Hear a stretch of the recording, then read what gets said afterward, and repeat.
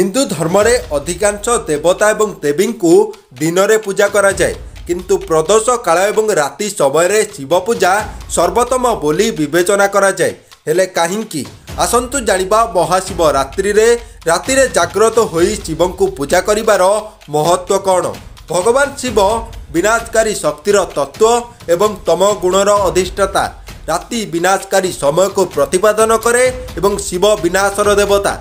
तेणु राति समय शिवंक पई अधिक प्रिय। किछि जीव जे माने दिन सारा सेमानकर कार्य करती राति रे शेष हुए। राति समय समग्र विश्व नीरव रही थाए। एपरी परिस्थिति रे शिवंक सह जोगाजोग करिबा सहज हुए।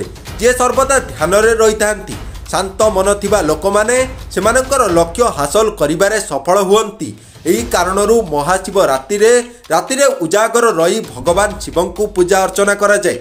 विश्वास अनुजाई महादेव एही राति रे शिवलिंग रे रुहंती। तेणु जे शिवं को प्रकृत हृदय रे स्मरण करे से शिवं को प्रसन्न करि निए, तांकर समस्त इच्छा पूर्ण होइताए। जदि वैज्ञानिक दृष्टिकोण देखा जाए, महाशिव राति रे ब्रह्मांडर ग्रह एवं तारा मानकर एपरि स्थिति सृष्टि हुए जेउथिपाई एक विशेष शक्ति उपर को प्रवाहित हुए।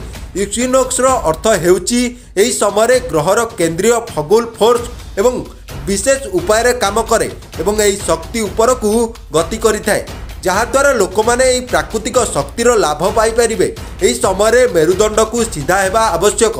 आमे सोइबा समय आम शरीरर प्रणाली शक्ति पाए नहीं।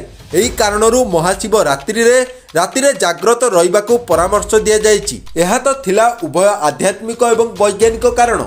जदि भिडियोटी भल लागिछि ताहले निश्चित शेयर करंतु। ब्यूरो रिपोर्ट, सत्य खबर ओडिया।